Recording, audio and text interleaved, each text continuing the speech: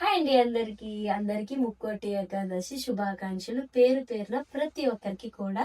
Welcome back to my channel. నేను మీ వైజాగ్ పిల్ల. ఈ రోజు అయితే ముక్కోటి ఏకాదశి కదా. ఈ ఏకాదశి ప్రతి సంవత్సరం ఒక్క సంవత్సరం కూడా మిస్ కాకుండా దగ్గర దగ్గర ఇప్పటికి 7-8 సంవత్సరాలు బట్టి కంటిన్యూగా చేసుకుంటున్నాను.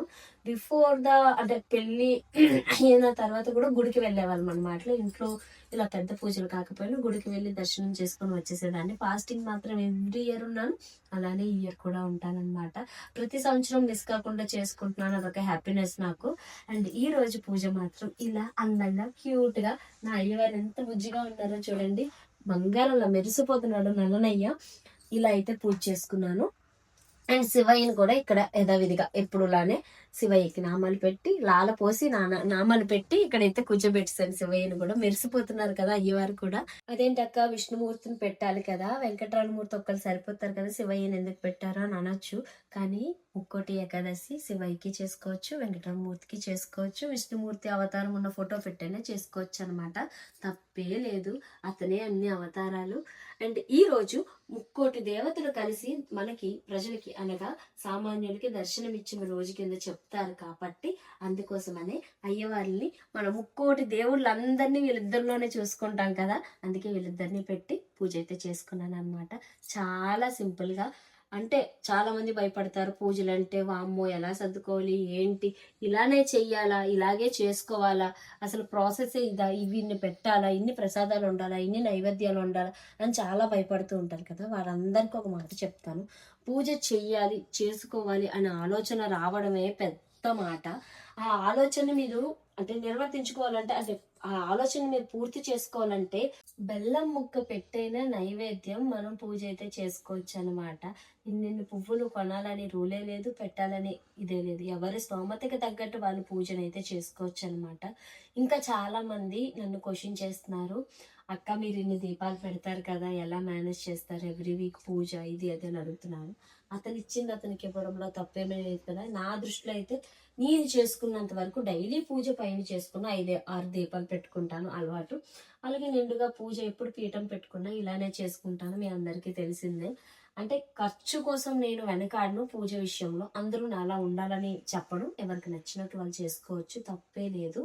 అండ్ ఒక స్పూన్ నూనె, ఒక ఒత్తు, ఒక చిన్న బెల్లం ముక్కున్న, ఒక 2 పువ్వులున్న పూజ అయితే చేసుకోవచ్చు అనమాట. దాంట్లో తప్పే లేదు. అండ్ చాలా మంది అబ్బాయిలు అడుగుతున్నారు 7 వారాల వ్రతాలు అక్క మేము సింగల్ అబ్బాయిలు చేసుకోవచ్చు అని. ఎంత మంచి ఆలోచన అసలు.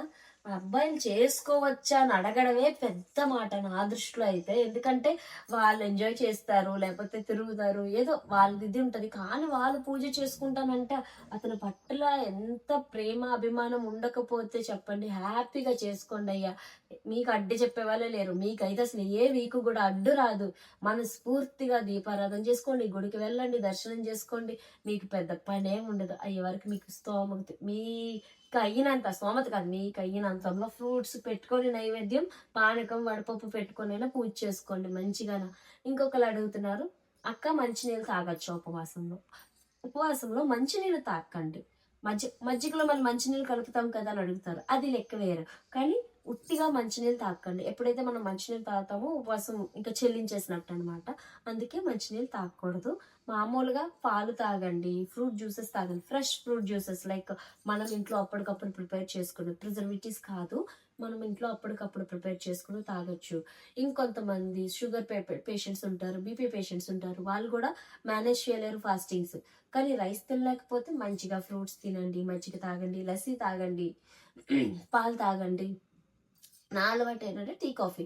నేను చాలా మంది అంటారు టీ కాఫీ తాగకూడదని, బట్ ఆ టైంకి నాకు టీ కానీ అలవాటు కాబట్టి టీ కాఫీ వెళ్ళకపోతే ఇంకా నేను మేనేజ్ చేయలేను, హెడేక్ వచ్చేస్తుంది అనమాట. తండ్రికి అదే చెప్పుకుంటా, నేను వాటర్ అయినా తాగకుండా ఉంటాను కానీ టీ తాగకుండా ఉండలేను స్వామి, ఏమీ అనుకోవద్దు అని చెప్తాను.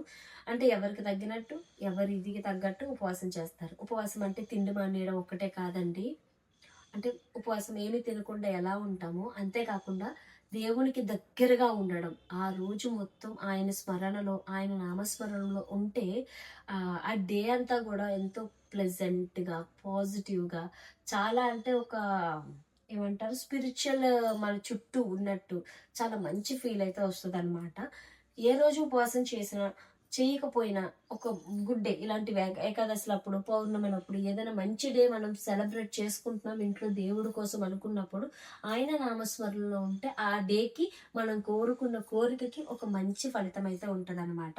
నేనైతే అదే ఫాలో అవుతాను ఎప్పుడు కూడా. కాకపోతే గాసిప్స్ వద్దండి, ముందుగా అదే చెప్తున్నాను. గాసిప్స్ అస్సలు పెట్టుకోకండి, ఎవరి మీద ఎవరు మాట్లాడుకోకండి, బ్యాడ్ వర్డ్స్ నోట్లో నుంచి రానివ్వకండి. ఇది ఒక్కటి చూసుకుంటే సరిపోతుంది.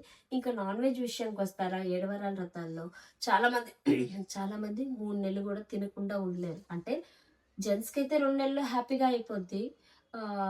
లేడీస్ కి అయితే ఈజీగా 2 వీక్స్ ఎలాగైనా అటుగా ఇటుగా ఏదో ఒకలాగైనా 2 వీక్స్ అటు ఇటుగా అయిపోద్ది అనమాట, లేట్ అవుతుంది. జెంట్స్ కి అయితే 2 months లో అయిపోద్ది, హ్యాపీగా పూజ అయితే కంప్లీట్ అయిపోద్ది అనమాట. కానీ నాన్ వెజ్ తినకూడదా, 3 నెలలు మేము తినకుండా ఉండలేము ఎలా అనుకున్న వాళ్ళు యాక్చువల్లీ తినకూడదు. 7 వారాల వ్రతాలు చేసిన వాళ్ళు ఎవరు కూడా నాన్ వెజ్ తినరు అనమాట, అది కంప్లీట్ అయినంత వరకు కూడా. అందుకే నేను కూడా తిన్ను. ఏ పూజ చేసినా ఆ పూజ ఎండ్ అయ్యే వరకు తిన్ను. 7 వారాల వ్రతాల్లో అస్సలు దాని జోలికి కూడా వెళ్ళను అనమాట. కానీ చాలా మంది ఉండలేమక్క, మా వల్ల కాదు, మా సెల్ఫ్ కంట్రోల్ కొంచెం తక్కువ ఉంటుంది అని చెప్పిన వాళ్ళు చాలా మంది ఉంటారనమాట. వాళ్ళకి మాత్రం ఒకటి చెప్తాను, సాటర్డే తినరు, సండే తినకండి, ఓకేనా. మళ్ళీ మండే తినరు, ట్యూస్డే వెడ్నెస్డే తినండి, అదొకటి చెప్తాను. మళ్ళీ వీక్లో మళ్ళీ గ్యాప్ వస్తుంది. పూజకి ముందు రోజు, పూజకి తర్వాత రోజు తినకండి. అంటే శుక్రవారం, ఏమంటారు, ఫ్రైడే, సాటర్డే, సండే, ఈ 3 days మాత్రం అస్సలు తినకండి. తర్వాత మీ ఇష్టం. నేను చెప్పాలనిసిన వరకు అయితే నేను సజెస్ట్ చేసేది ఏదైనా ఉందంటే 3 months కూడా ప్రాపర్గా ఆపేయండి. ఇంట్లో వండకూడదు కదా, ఎందుకు వండుతున్నారని ఒకరు కామెంట్ చేశారు నాకు. ఇంట్లో వండకూడదని మాట పెట్టుకోకండి. నేను చేస్తున్నాను పూజ, నాకంటూ సెల్ఫ్ కంట్రోల్స్ ఉంటాయి, నేను ఆపుకోగలను, నేను తినకుండా ఉండగలను. నా నా ముందు 100 రకాలు పెట్టినా నేను తిన్ను అంటే దాని జోలికి వెళ్ళను. కానీ మా వారు అలా ఉండరు కదా, ఆయనకి కావాలి, ఆయన బయటికి వెళ్ళి ఎందుకు తినాలి, నేనే వండి పెడతా. నా వంట ముందు చేసుకుంటా, తర్వాత వాళ్ళకి వండుతా. లేకపోతే వాళ్ళకి వండేసిన తర్వాత స్టవ్ క్లీన్ చేసుకుంటా, నేను వండుకుంటా అనమాట. పిల్లల్ని నేను ఇబ్బంది పెట్టను, మా వారిని ఇబ్బంది పెట్టను. పూజ చేసిన రోజు వాళ్ళే చెప్తారు వాళ్ళు తిన్నని, అంతకన్నా అదృష్టం ఇంకేముంది చెప్పండి. అలాంటప్పుడు నేను ఎందుకు వాళ్ళని కంట్రోల్ చేయాలి. తినాల్సిన డేలో వాళ్ళు తింటారు. పూజ నేను చేస్తున్నాను కానీ వాళ్ళు చేయట్లేదు, వాళ్ళ మంచి కోసం నేను చేస్తున్నాను, నేను ఒక్కదాన్ని కంట్రోల్గా ఉంటే నాకు చాలా అనమాట. నేను అదే ఫాలో అవుతాను. అలా ఇంట్లో వాళ్ళు ఇబ్బంది పెట్టి మాత్రం మీరు ఇచ్చేయకండి. మీరుంటే మీరు ఉండండి, పక్క వాళ్ళు ఎప్పుడు కూడా ఇబ్బంది పెట్టకండి. ఎందుకంటే ఏ పూజకైనా, ఏ వ్రతంకైనా, దేనికైనా సరే మనం ఇబ్బంది పడినా పర్లేదు, కానీ మన వల్ల పక్క వాళ్ళు ఇబ్బంది పడకూడదు, అదొక్కటే చూసుకోండి అనమాట. ఈ రోజు పూజ మాత్రం ఇలా సింపుల్ గా చేసుకున్నాను. ఇంక ఉపవాసం కూడా చెప్పాను కదా, మామూలుగా ఉన్నంత వరకు నీళ్ళు తాగకుండానే ఉండండి. ఫ్రూట్ జ్యూసెస్, పాలు తాగండి, మజ్జిగ తాగండి మంచిగా. అండ్ ఇవాళంతా ఏం తినకండి. రేపు మార్నింగ్ ద్వాదశి పూజ చేసుకొని గుడికి వెళ్ళి వచ్చి వీలైతే బ్రాహ్మణికి దానం ఇచ్చి అప్పుడు మీరు ఏమైనా చేసుకున్న వాళ్ళు చేసుకోండి. లైక్ తినాలనుకో పప్పు అన్నం వండుకొని తినండి. వెంటనే నాన్ వెజ్ తినేస్తాను అంటే మాత్రం అది మీ ఇష్టం, అని నేనైతే మాత్రం తినకూడదనే చెప్తాను అనమాట. ఈ రోజు పూజ ఎలా వచ్చేసాయండి. అయ్యవారికి ఇలా పిండి ప్రమిదలు, ఇవి పచ్చిపిండి ప్రమిదలు అనమాట, సలివిడి ప్రమిదలు కాదు, మామూలుగా వరిపిండి ఉంటుంది కదా, ఆ ప్రమిదలు అయితే చేసుకొని పెట్టుకున్నాను అనమాట. చాలా క్యూట్ గా పెద్ద పెద్ద ప్రమిదలు భలే వచ్చినాయి కదా. అండ్ అయ్యవారికి నా బుజ్జి గణపయ్య చూడండి అక్కడ ఎంత క్యూట్ గా కూర్చున్నాడో కలవపూలో. ఆయనకి ఎవ్రీ వీక్ లాగే కలవపూలో పెట్టి ఆయన నామాలు చదువుకొని అక్కడ అతనికి పూజ చేసుకున్నాను. ఇక్కడ నా పెద్ద అయ్యవారు చూడండి, నల్ల నెయ్య కన్న నెయ్య ఎంత బుజ్జిగా మెరిసిపోతున్నారా కదా. అయ్యవారికి ఇక్కడ పూజ అయింది. నా మా డాడీకి కూడా ఇక్కడ పూజ అయిపోయింది అనమాట, నా శివయ్యకి.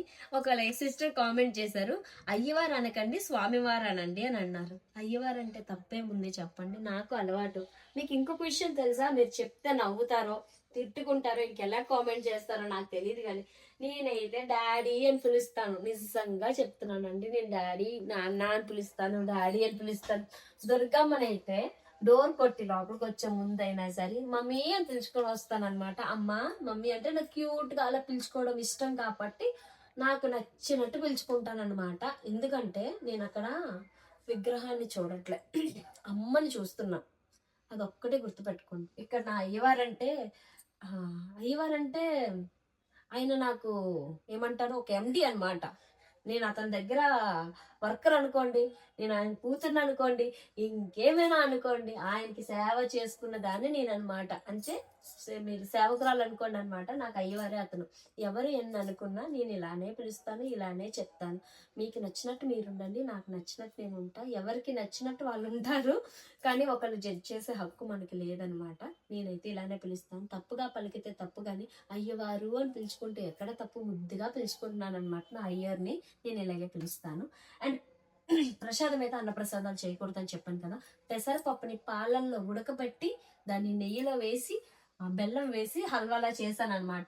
కొంచెం ఆయన కోసం అలా చేశానమాట. ఇంకా వడపప్పు, బెల్లం, పానకం, ఫ్రూట్స్, తాంబూలం, కొబ్బరికాయ ఎవ్రీ వీక్ లాగే నార్మల్గా ఏకాదశి రోజు కూడా ఇలాగే చేస్తున్నాను పూజ అయితే ఫినిష్ అయింది. పిల్లలు అయితే స్కూల్కి వెళ్ళిపోయారు. స్కూల్కి వెళ్ళే ముందే నేను వెళ్ళిపోదాం అనుకున్నా, బట్ వాళ్ళు స్కూల్కి తొందరగా వెళ్తున్నారు అనమాట. అందుకోసం అని చెప్పేసి నేను వెళ్ళలేకపోయాను. ఇప్పుడు వెళ్ళి దర్శనం చేసుకొని రావాలి. ఈ వీడియో ఎవరైతే ఇంతవరకు చూసారో లైక్ చేసి, కొత్తగా మన ఛానల్లోకి ఎవరైతే వచ్చారో సబ్స్క్రైబ్ చేసుకొని, ఇంకా మీకు ఏమైనా డౌట్స్ ఉంటే కామెంట్ చేయండి. నేను కంపల్సరీ నెక్స్ట్ వీడియోలో ప్రతి దానికి రిప్లై అయితే ఇస్తున్నాను అనమాట.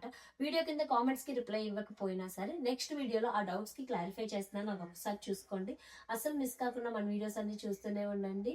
అండ్ మీ వైజాగ్ పిల్లి సబ్స్క్రైబ్ చేసి ఇంకొంచెం ముందుకు నడిపించండి. నేను మీ వైజాగ్ పిల్ల.